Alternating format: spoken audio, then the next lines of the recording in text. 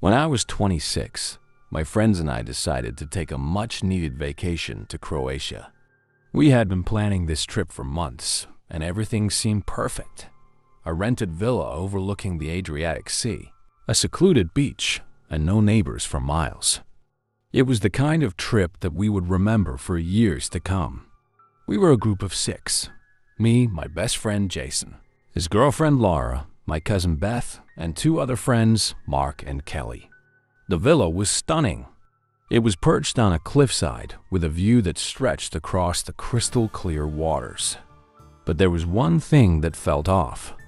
The rental host, an old woman who lived nearby, gave us the keys and hesitated before leaving. She simply said, "The house has its history, but as long as you respect it, it will respect you." We laughed it off, thinking it was just local superstition. The first night was uneventful. We cooked dinner, played some music, and watched the sunset. It was around midnight when things took a turn. Jason and I were sitting on the terrace, looking out over the sea, when we both heard what sounded like whispering. It wasn't coming from inside the house or the nearby woods. It seemed to come from below us, like it was carried on the wind from the cliffs. "Did you hear that?" I asked Jason, who was visibly uneasy. He nodded, but neither of us could make out the words. We shrugged it off as a trick of the wind and headed to bed. The second night was worse. Around 3 in the morning, I woke up to a sound I can only describe as a low, guttural moan. It filled the entire villa, echoing off the walls. I ran to check on everyone. They were all awake, standing in the living room, looking just as scared as I felt. Laura was shaking, and Beth said she felt someone touch her shoulder when she was asleep. We all huddled together, trying to rationalize what had happened. Maybe it was the pipes or the wind. But then we heard it again, a slow, deliberate creaking coming from the staircase. Mark grabbed a flashlight, and we slowly made our way to the stairs. The creaking continued, even though we could see the entire staircase. No one was on it. I decided to call the rental host the next morning. She sounded worried, but refused to come to the villa. All she said was, "If you see her, do not acknowledge her."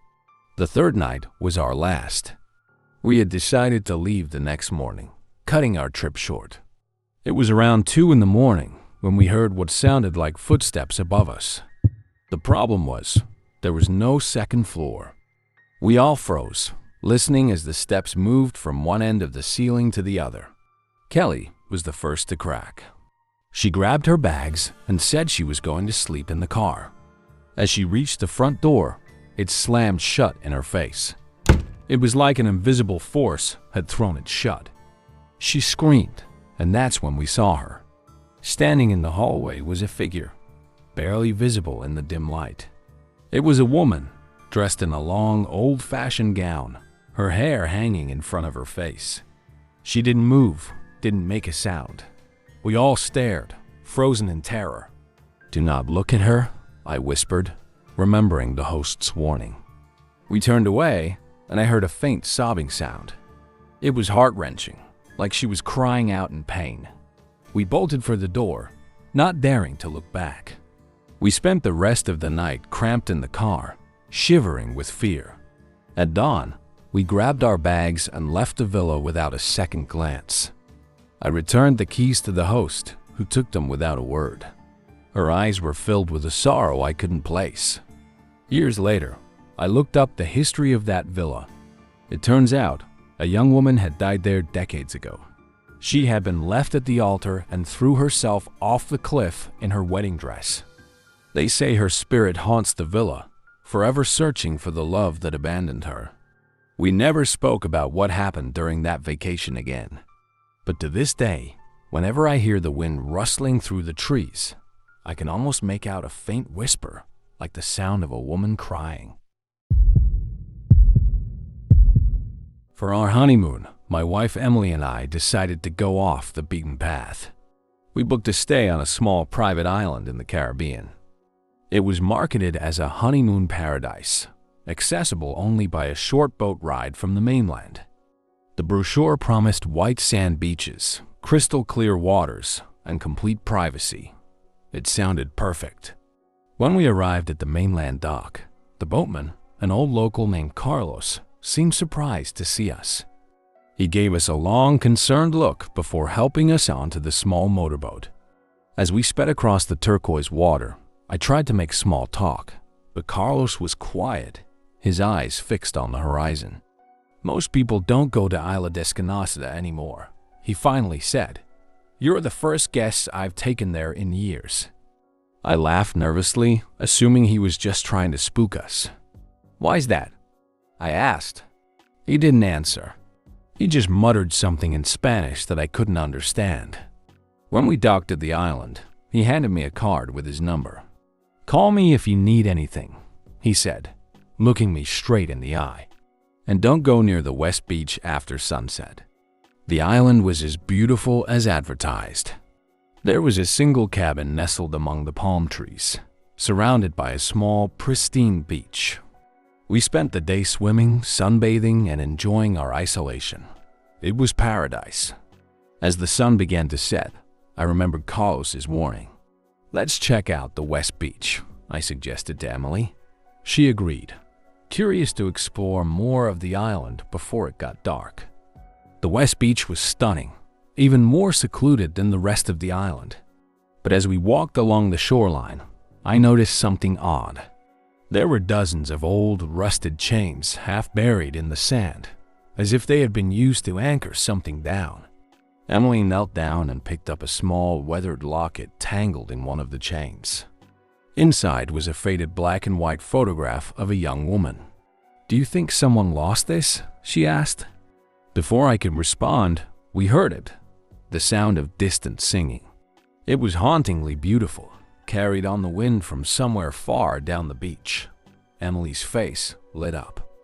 "It sounds like a celebration," she said, but the melody wasn't joyful. It was slow and mournful, almost like a lullaby. We decided to follow the sound, thinking there might be another group on the island. The singing led us to a rocky cove, where we found a single bonfire burning brightly. Around it, silhouettes moved slowly, swaying to the rhythm of the song. I squinted, trying to make out their faces, but they were shrouded in shadow. As we approached, the singing stopped, and every head turned to look at us. That's when I noticed their eyes. They were hollow, empty sockets staring back at us. I felt Emily's grip tighten on my arm as she realized the same thing. Before we could react, the figures vanished. The bonfire snuffed out in an instant. The beach was plunged into darkness. "Run!" I shouted, pulling Emily back the way we came. We sprinted through the sand, but it felt like the beach was stretching endlessly, the cabin farther away than it should have been. We finally burst through the tree line, slamming the door shut behind us. We spent the night huddled together, listening to the sound of waves crashing and the faint echo of that eerie song. In the morning, the beach was quiet. No signs of the bonfire, no footprints, just the same rusted chains half buried in the sand. We called Carlos, asking him to take us back immediately. He didn't seem surprised. As we boarded the boat, I asked him about the West Beach. He sighed and told us the story. Isla Desconocida used to be a place for celebrations centuries ago. Sailors and their families would gather there for festivals. But one year, a storm trapped them on the island.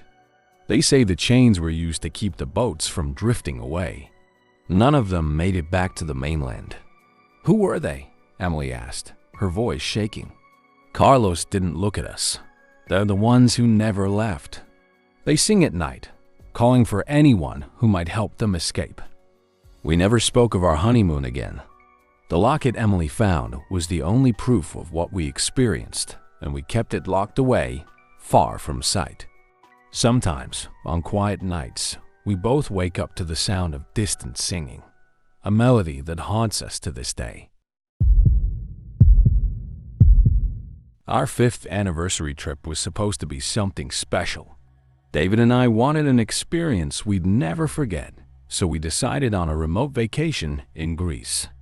It was meant to be romantic, a secluded spot far from the crowded tourist attractions.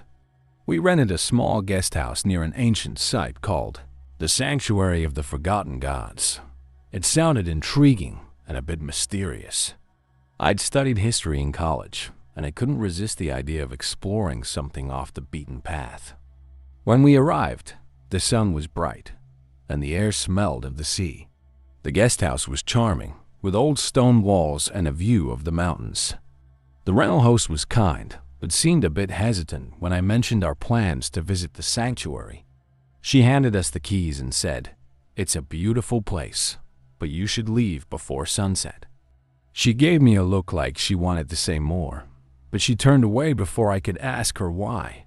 David and I brushed it off. We were too excited to start exploring. We grabbed our backpacks and made our way up the winding path to the sanctuary ruins. It was incredible. Ancient stone buildings, half-standing pillars, and walls covered in carvings. I felt like I'd stepped back in time. There was a sense of quiet, like the place was holding its breath, waiting. David wandered off, taking photos while I studied the carvings. They were unlike anything I'd seen before. Most depicted figures with elongated faces and outstretched arms, almost as if they were pleading. It gave me an uneasy feeling, like I was being watched. I tried to shake it off and called out to David, but he didn't respond.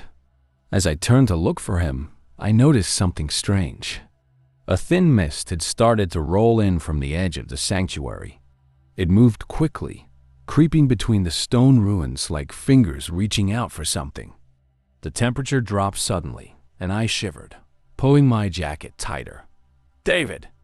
I called again, louder this time. He finally appeared from behind a crumbling wall, looking confused. "Did you feel that?" I asked. He nodded. "Yeah, it got cold all of a sudden. Maybe we should head back." I agreed, but just as we turned to leave, we heard a low, deep chanting. It started as a murmur, almost like the wind, but it grew louder, echoing off the stone walls. It was rhythmic and unsettling, like a ritualistic prayer. I grabbed David's hand. "Do you hear that?" "Yeah," he whispered, his face pale. "Let's go." We started to walk back, but the mist had thickened, surrounding us. I could barely see a few feet ahead. The chanting grew louder, and I could feel the sound vibrating in my chest, like a drumbeat.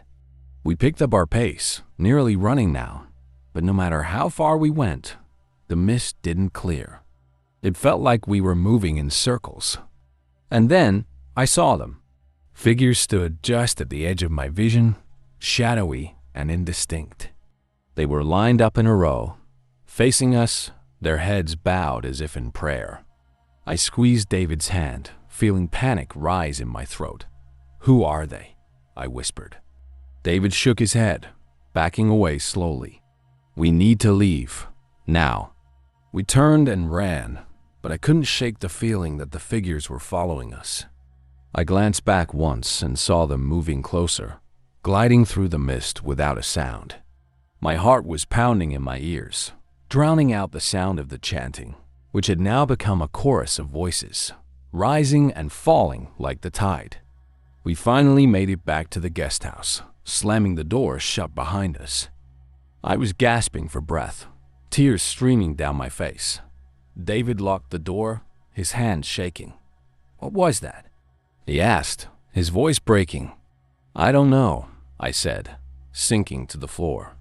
It felt ancient, like we weren't supposed to be there. The rest of the night was a blur. We packed our bags in silence, too afraid to talk about what we'd seen. As we drove away the next morning, I looked back at the sanctuary one last time. The mist was gone, and the ruins looked peaceful, bathed in the morning light. It almost felt like a bad dream. But when I checked David's camera later, hoping to see the photos he'd taken of the ruins, there was only one image. It was of the sanctuary courtyard, taken just before we ran. In the center of the photo was a shadowy figure standing alone, its face completely blacked out. I felt a chill run down my spine. I knew we hadn't imagined it. Whatever was there, whatever we disturbed, it had seen us. and I couldn't shake the feeling that it was still watching, waiting for us to come back. To this day, I can still hear the chanting sometimes, late at night when everything is quiet. It's faint, almost like a whisper, but it's there, a reminder that some places are forgotten for a reason.